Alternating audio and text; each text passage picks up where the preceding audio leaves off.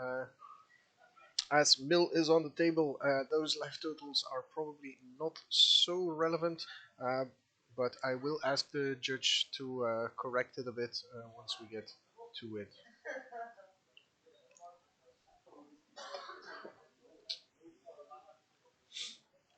So, Esper Mill versus Boros Aggro.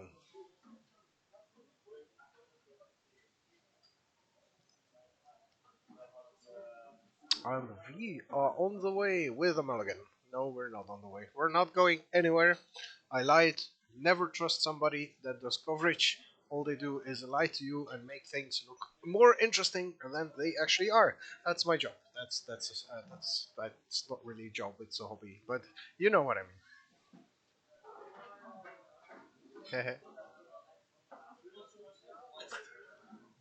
Hmm. In the meantime, our mono blue mill player has dropped.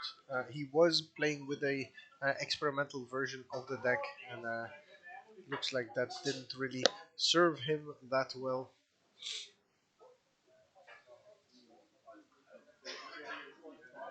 And we said that a version that also has a bit of black in there is probably the better plan.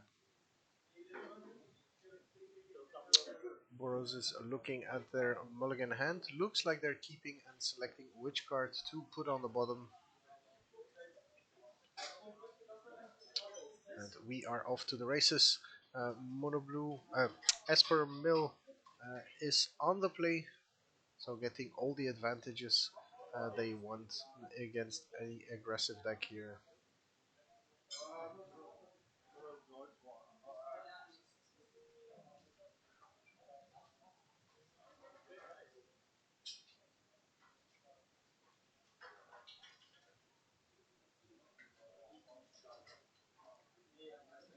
Ah,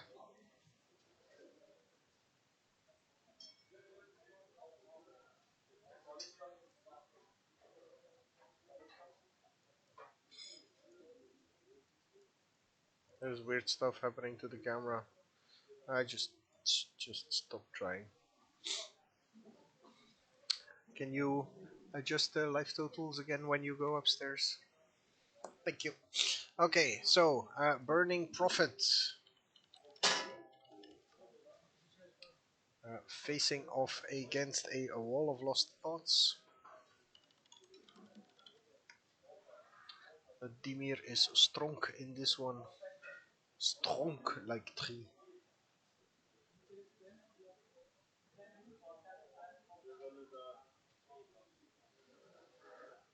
With the position of the lights, we can't really see what's in the graveyard there. We have a block and a Boros Challenger coming out.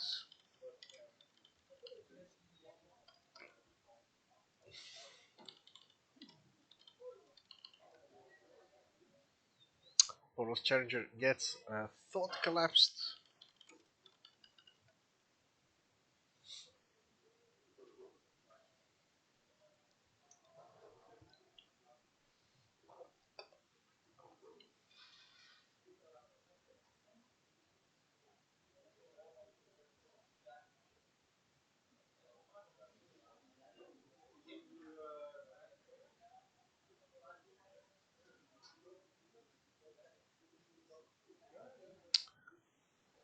And Peter keeps trying to posture up some offense here.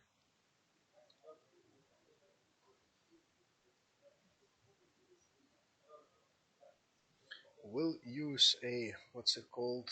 Defiant Strike? Yes, Defiant Strike. That puts it on 3 power. He answers with the Drown in the Loch,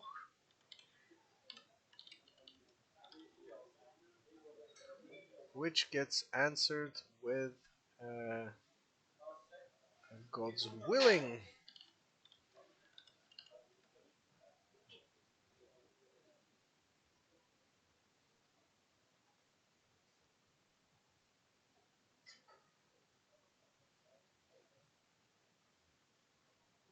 which gets answered by a second drone at the law, apparently.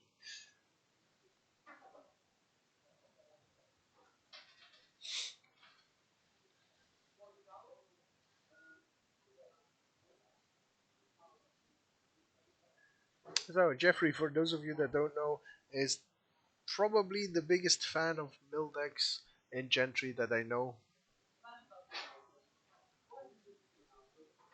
Not too surprised to see him playing this deck here. Played the Persistent Practitioners uh, for a little while, which was really interesting as well. Uh, District Legionnaire.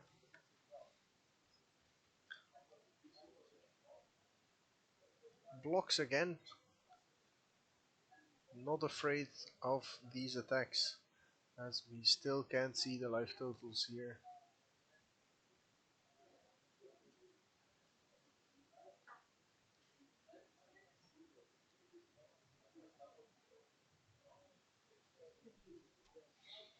I'm gonna go fix that. Sorry that the coverage is going down for a second.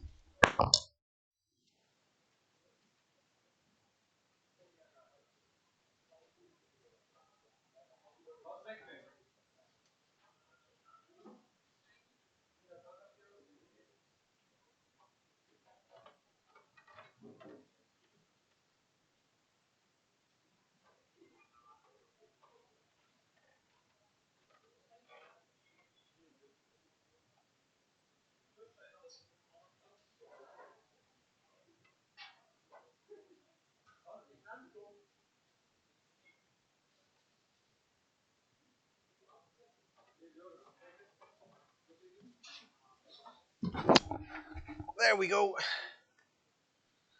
Scries were happening because of the burning prophet. I'll There we go. QVDV. Welcome also. I don't think we've seen you in the chat yet. I no clue what I missed in the meantime. Rimrock Knight apparently.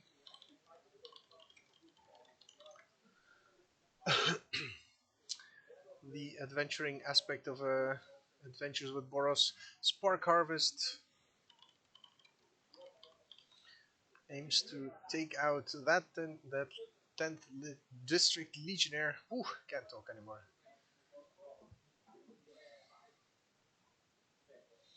But the Rimrock Knight remains behind to put the pain.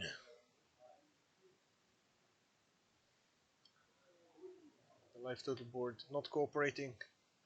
We really need to make a better one. 17 to 21.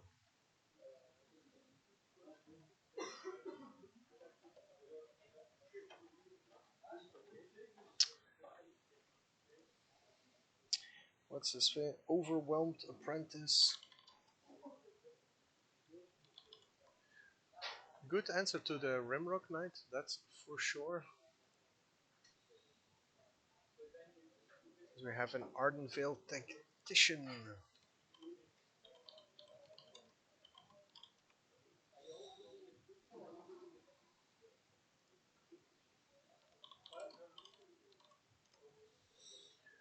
Rimrock Knight trades with the Apprentice, it seems.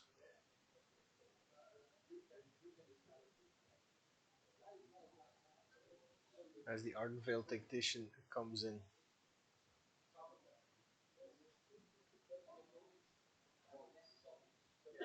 Drown. What's it? Drown Secrets? Drown Secrets, yes.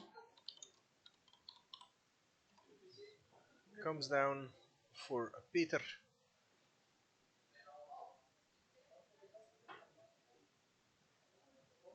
For Jeffrey. Ah! As the Ardenvale Tactician keeps chipping away at his life total.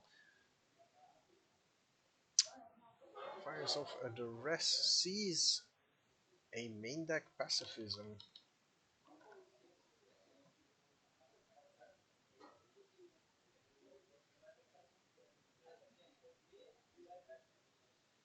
As Jeffrey fails to find any interaction, is sitting on counter spells, but if your opponent's not doing anything, that doesn't help you much. Ardenvale Tactician comes in again. 5 turns removed from taking the game. As Peter tosses out another one, aims to halve the clock here. But Jeffrey will have none of that. Thought Collapse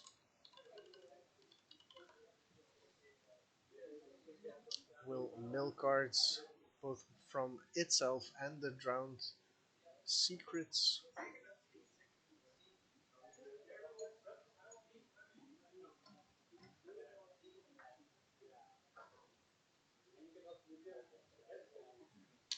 Jeffrey is holding his time wipe, but for just one creature on the other side. And I think he'll want to fire that one off.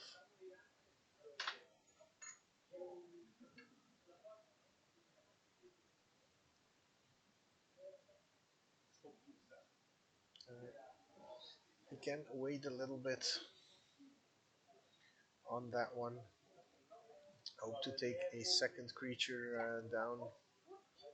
But it can't go much longer than, I would say, 5, because then you risk just losing a single attack to a top deck. He gets the creature he wants to bounce. A Wall of Lost Thoughts.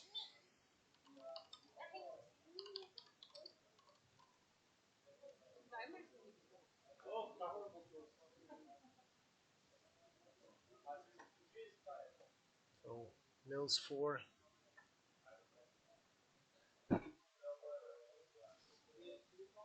And passes the turn. So it's trying to snag a second creature of the time wipe.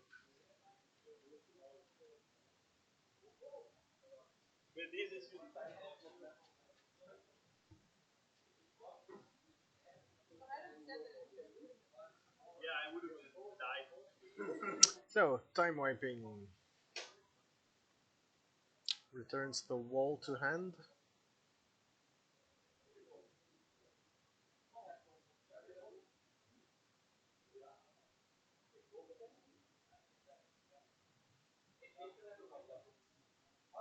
And mills another because that is a blue spell indeed. Replays the wall. Chooses not to represent counterspell, trading off the threat of getting attacked with a hasty creature here.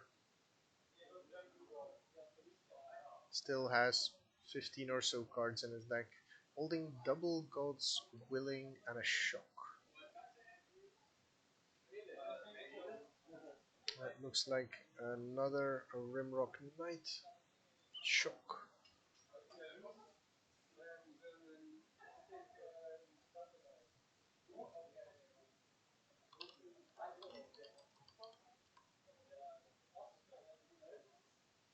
Yep.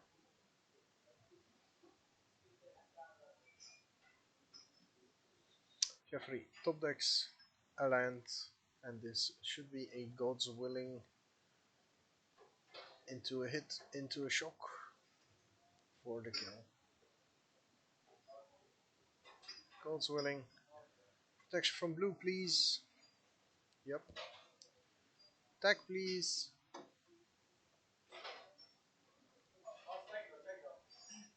Sees another Rimrock Knight on top there.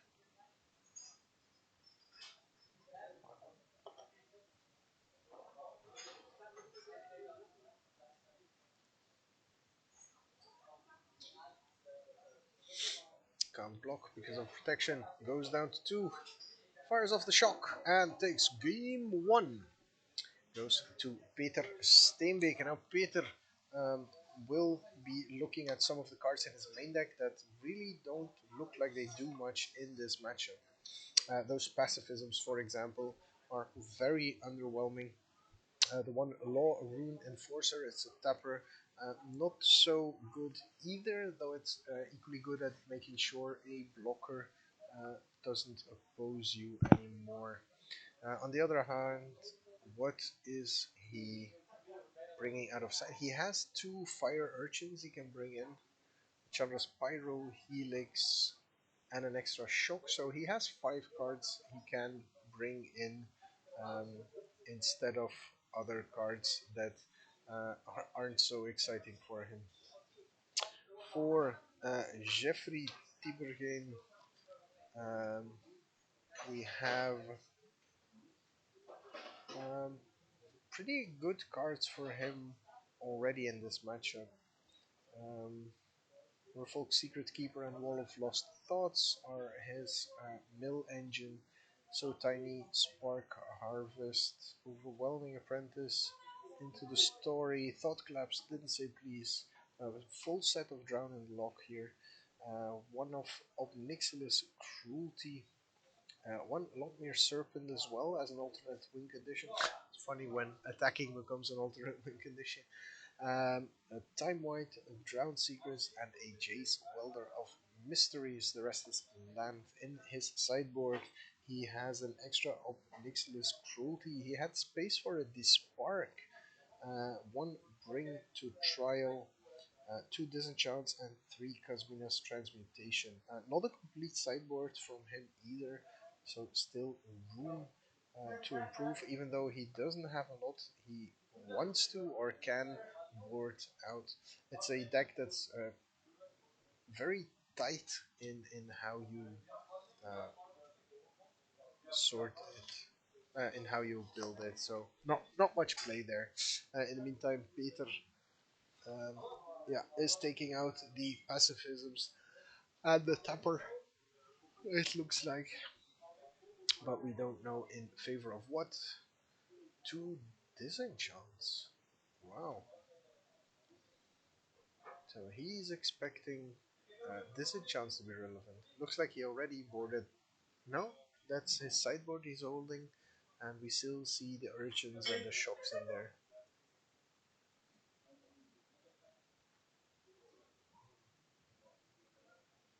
Yeah, that's his sideboard.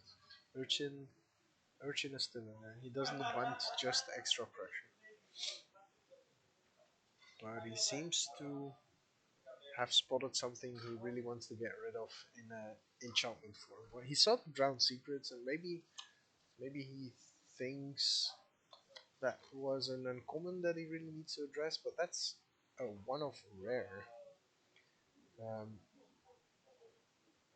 Jeffrey has so tiny in his deck, two of,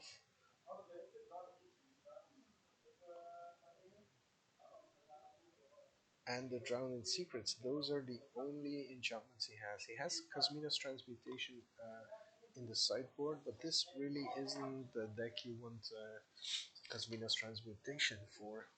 So I would be very interested to hear what Peter's line of thinking is for bringing in those disenchants after seeing that game one. But perhaps he's played against other mill decks, and there's something he expects to be in there that is not.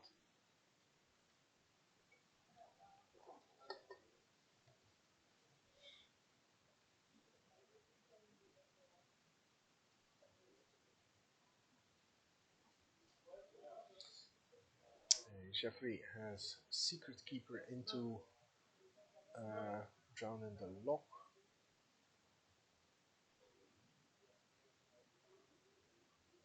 and that looks like his Drowned Secrets as well.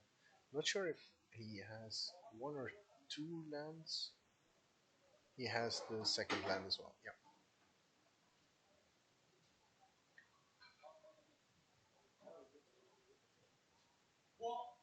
Alright, so he's going to mill and Jores on turn 2. Get a good look at what is going on.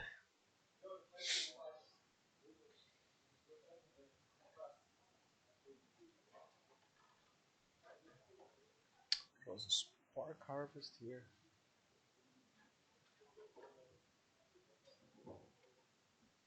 Oof, no, it's Drowned Secrets, straight up. I thought it was a 3 mana spell. Boros Challenger is the answer.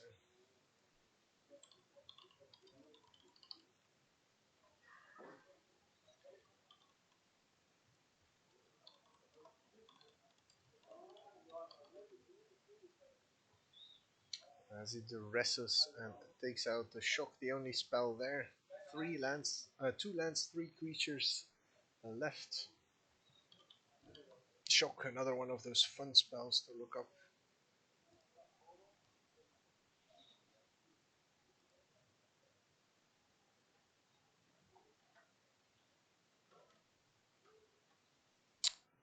So gets in the mill for 4, mills an extra 2, and an extra 2 of the Drowned Secrets.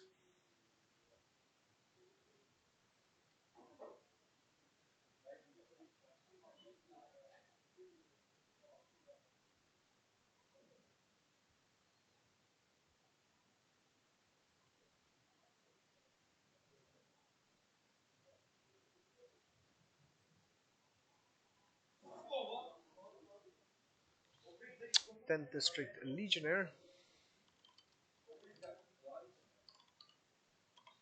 Yeah, no, there's nothing else scary coming. So the Sky Knight Vanguard uh, is in the hand as well. That's a card we don't often see in the Boros decks.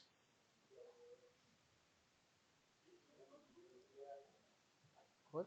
Sky Knight Vanguard?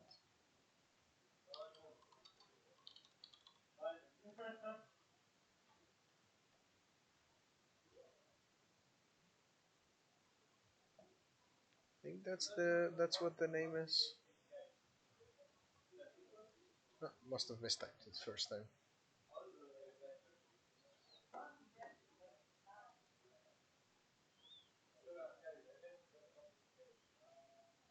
Not sure what's wrong with the internet or the website at this point that it's loading the images so slowly. I just hope that the stream is doing better.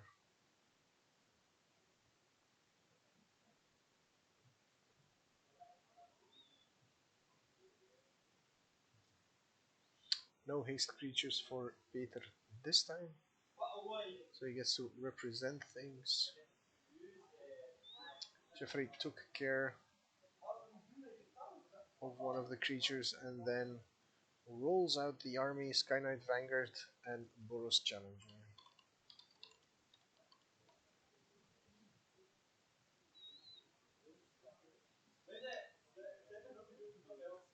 Jeffrey pressured now. Wall of Drowned Thoughts.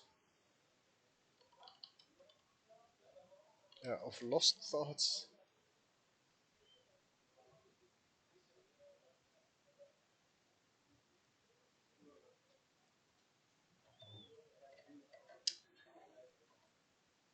As we see him stuck on Mana Bit, Drowned in Loch, and Thought Collapse hiding in his hand.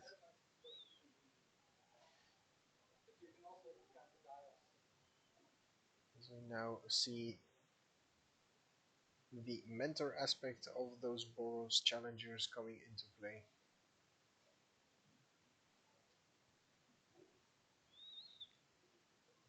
Taking 4, and he's already looking like he's in a bit of a pickle. Jeffrey does not have access to any sweeping effects besides the time wipe, even though his black mana would allow that. Of course, it's a double black effect.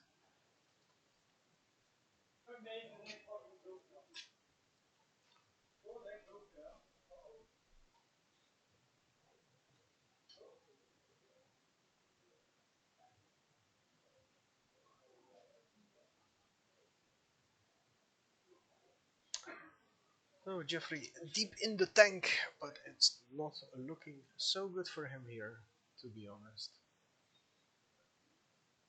9 viewers in the meantime. Let's do another little shout out to Gankero, Lurks, QVDV, Reddit Fox, Smuffy, Tom, VNK, and Windsock. Thanks for hanging out. Thanks for watching. Hope you're enjoying this. We have a drown in the loch to get rid of the Sky Knight. Something that makes tokens the entire time. It's quite problematic for a deck that has no power uh, to get rid of issues like that. Having a 1/4 would be pretty amazing here, even though that the mentor would invalidate that immediately as well.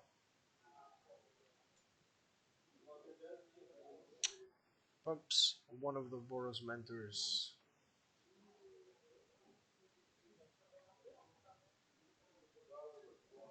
You can only mentor something that's attacking though. Yeah.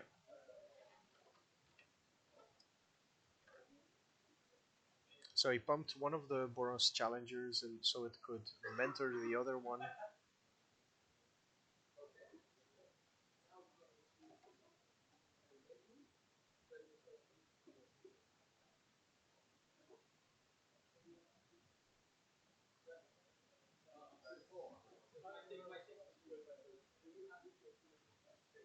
Blocks almost irrelevant. I wouldn't have blocked the Burning Prophet though, since the Defiant Strikes um, are still in the deck.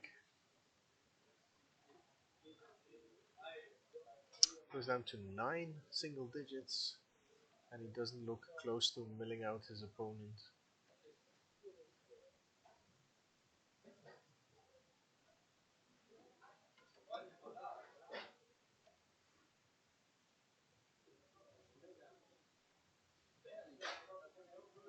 Looks like Jeffrey is trying to explain something here. Oof, draws a great card for this situation. There's 2 mana short of getting there. Nixless Cruelty gets rid of one of those. Some visible frustration in Jeffrey here.